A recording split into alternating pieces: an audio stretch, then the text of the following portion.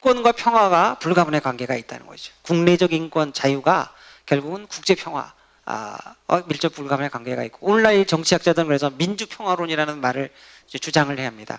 민주국가와 민주국가 간은 전쟁 가능성이 낮고, 민주국가와 독재국가 간은 조금 더 높아져. 독재국가 상황과는 전쟁 또는 도발 가능성이 제일 높다고 그러는데, 세계 각국의 인권이 개선이 되면은 보다 평화로운 환경에서 인류가 안심하고 살 수 있다는 거죠. 그래서 평화를 위해서도 인권 증진의 노력이 필요하다. 한반도의 평화를 위해서도 북한 인권이 개선해야 된다 이것이죠. 하나 더 추가하면, 북한은 아시다시피 국제인권규약의 당사국입니다. 북한은 유엔 회원국이고 1982년에 북한도 국제인권규약에 가입을 했어요. 당사국이에요. 우리가 당당하게 인권을, 북한의 인권 개선을 촉구할 수 있는 거는 유엔 회원국이고 또 국제인권규약의 당사국이기 때문에, 또 네가 약속하고 네가 가입한 그 국제규범을 지켜라 이거죠. 두 번째, 우리 한국적 헌법적인 거는, 우리 북한 주민도 우리 헌법에 따르면은 대한민국 국민의 일부고, 대한민국 국민은 대한민국 정부로부터, 국가로부터 인권 보장을 받아야 됩니다. 받을 수 있고 또 그런 걸 요구할 수 있는 권리가 있다 이 말이죠. 그리고 또 필요할 때는 국가인권위에 진정을 내기도 하고 말이죠. 그래서 헌법 10조에 그 국민의 기본권 보장 의무가 있습니다. 그러니까 우리 북한 주민도 대한민국 국민의 일부라면, 대한민국이 북한 주민의 인권 참상을 방치하고 내버려두는 것은 그건 직무유기다 이거죠. 국가가 의무를 해태하는 것이다 이거죠. 또 뭐 그 다음에 말씀드리고, 도덕적 민족적 관점에서도 북한 인권은 북한의 독재자들, 인권 유린 탄압하는 자들이고 범죄입니다. 범죄. 아까 국제법의 발전 수준을 평화의 확보, 인권의 증진 얘기했는데, 세 번째 단계의 오늘날의 국제법은 98년 이후에 오늘은 정의를 내요.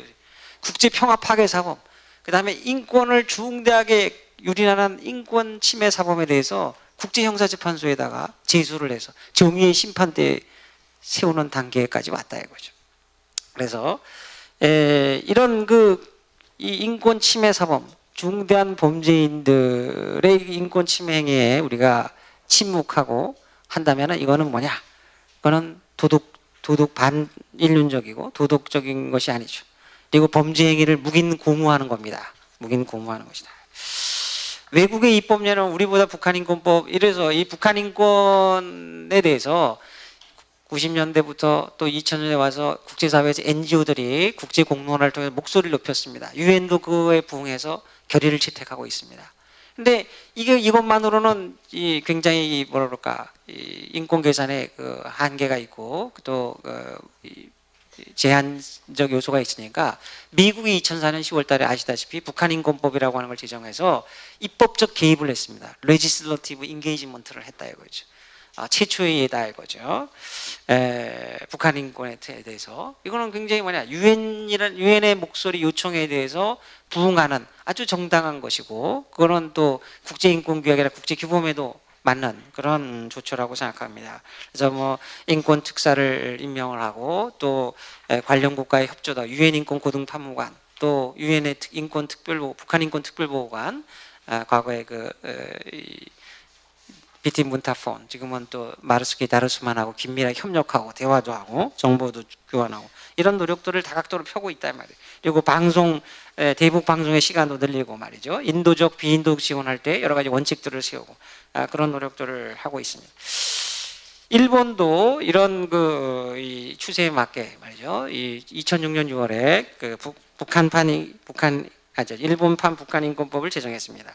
올해는 이제 납치 피해자 중심으로 해서 굉장히 제목이 긴데 그냥 약칭 우리가 북한 인권법이라고 우리가 표현을 합니다. 그래서 한국말로 쓰여져 있는데 37페이지 보면 미국의 북한인권법, 일본의 북한인권법을 좀 약간 비교해 놓고 어떤 내용을 담고 있는가 참고해 주시면 되겠죠. 시간이 없기 때문에 생략하겠습니다.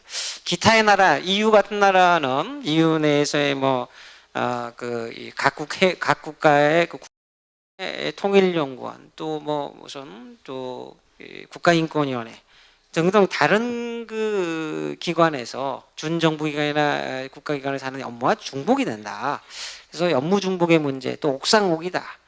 그리고 이 북한 인권 문제는 이미 국제 이슈화돼 있고 국제 문제화돼 있으니까 국제 공조를 통해서 풀어나가야 되는데, 이렇게 어느 민간 기구, 재산의 집합체에 불과한 이런 파운데이션에서 말이야 이런 문제를 다루는 게 과연 잘할 수 있겠는가? 준 국제기구적인 그 어떤 위치랄까 기능도 갖고 있는 국가인권위원회가 하는 게 좋겠다. 뭐 이렇게 얘기하는 분도 있고 그렇단 말이죠.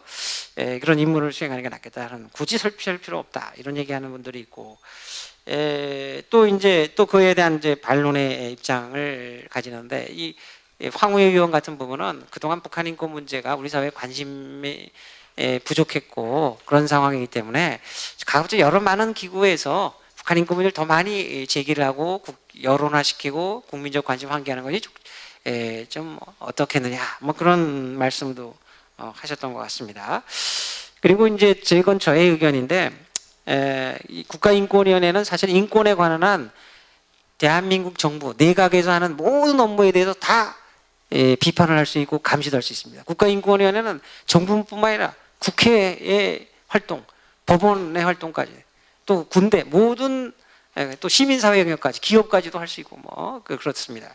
그래서 이 국가인권위는 인권이라는 관점에서 비판도 하고 감시도 하고 권고도 하고 이런 임무를 수행하고 정부는 또 그런 인권 관련 업무를 각 부처에서 합니다. 뭐 교육부도 하고 보건복지부에도 여성부도 하고 말이죠.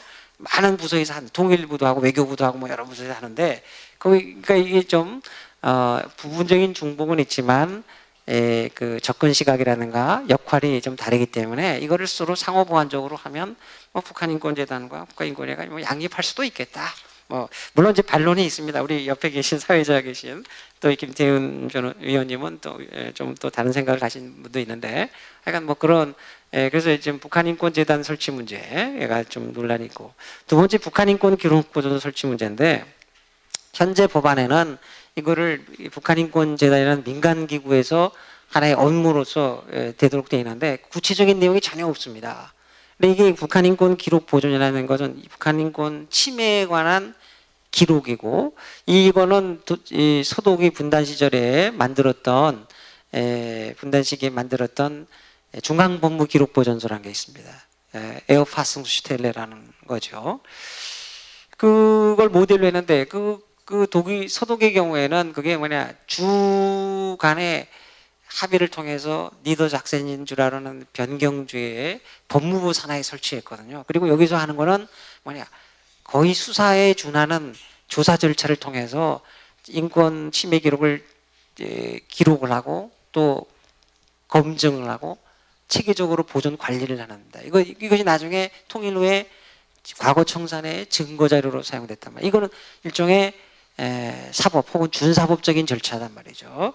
이게 어떻게 민간기구, 재단법인에서 이런 걸 할 수 있냐 이거죠. 이런 문제가 있다. 그래서 이거는 이제 국가인권위원회에서 이 업무를 수행해야 된다라는 입장하고 또 법무부에서 해야 된다라는 이런 이제 뭐 입장이 지금 대립이 있습니다. 그래서 앞으로 어떻게 최종 결말이 날지는 뭐 좀 더 두고 봐야 되겠는데, 그러는 사이에 그 지난 3월이었나요?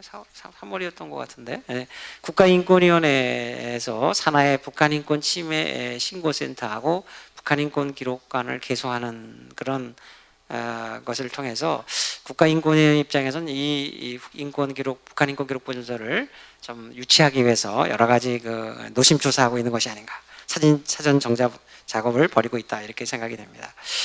이제 말을 좀 끝맺겠는데, 어쨌든 이 북한인권법은 저는 조속한 시일 내에 제정돼야 된다고 생각합니다. 북한 주민들이 인권이 뭔지도 모르고 있기 때문에 그런 상황에서 외부에서라도 그들이 북한 인권 문제에 대한 어떤 그 의식, 자각할 수 있도록 밖에서 기운을 불어넣어주고 또 도와주는 겁니다. 인간답게 살 수 있도록 도와주는 일입니다. 저는 북한인권법을 제정해서 이런 일을 하는 것은 아주 인도주의에 걸맞는 일이다. 그러니까 자꾸 우리 사회에서는 말이죠, 인도주의적 지원하고 북한인권 개선을 쪼개가지고 대립적 구도화에 설명을 해요. 북한인권을 얘기하면 냉전적, 대결적, 반통일적, 화해협력의 걸림돌.